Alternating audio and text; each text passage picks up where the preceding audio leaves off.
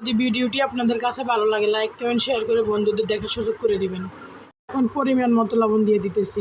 এখন এই যে চিনি দিয়ে দিব। তুমি শরবত বানাবো সেজন্য এখানে তেঁতুল নিয়ে নিলাম। তাহলে বন্ধুগণ আসসালামু আলাইকুম। আজকে আমি তেঁতুল দিয়ে শরবত বানাবো সেজন্য এখানে তেঁতুল নিয়ে বসে পড়লাম। তো আমার এখানে অনেকগুলো তেঁতুল, এখন আমার যতটুকু লাগবে ততটুকু আমি পরিমাণ মতো নিয়ে নিব, যতটুকু আমি শরবত বানাবো।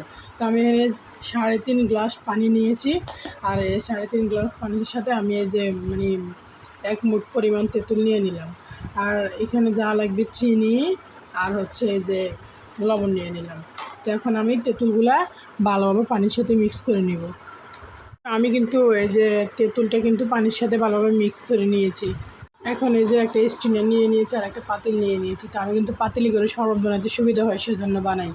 এই যে এটা নিয়েছি, আর এটা দিয়ে ছাঁকলে অনেক সুন্দর মানে ভালো হয়। এখন ছেঁকে নিব। এইভাবে করে আপনারাও ছেঁকে নেবেন, তাহলে মানে খাওয়ার সময় আর কোনো মুখে লাগবে না। এখানে যে অনেক সুন্দর করে ছেঁকে নিলাম, মানে এগুলো আর নিচে গেল না, এগুলো ছেঁকনিতে থেকে গেল আর খাওয়ার সময় সুন্দর একটা আসে, এগুলো আর মুখে লাগে না। এখন পরিমাণ মতো লবণ দিয়ে দিতেছি। এখন এই যে চিনি দিয়ে দিব। এই তো রেডি হয়ে গেল মজাদার তেঁতুলের শরবত। যদি ভিডিওটি আপনাদের কাছে ভালো লাগে লাইক কমেন্ট শেয়ার করে বন্ধুদের দেখার সুযোগ করে দিবেন। এই তো রেডি হয়ে গেল আমার মজাদার তেঁতুলের শরবত। যদি আপনাদের কাছে ভিডিওটি ভালো লাগে লাইক কমেন্ট শেয়ার করে আপনাদের বন্ধুদের সাথে একটু শেয়ার করে দিবেন। আর যা কমেন্টে বলে যাবেন কেমন হয়েছে শরবতটি।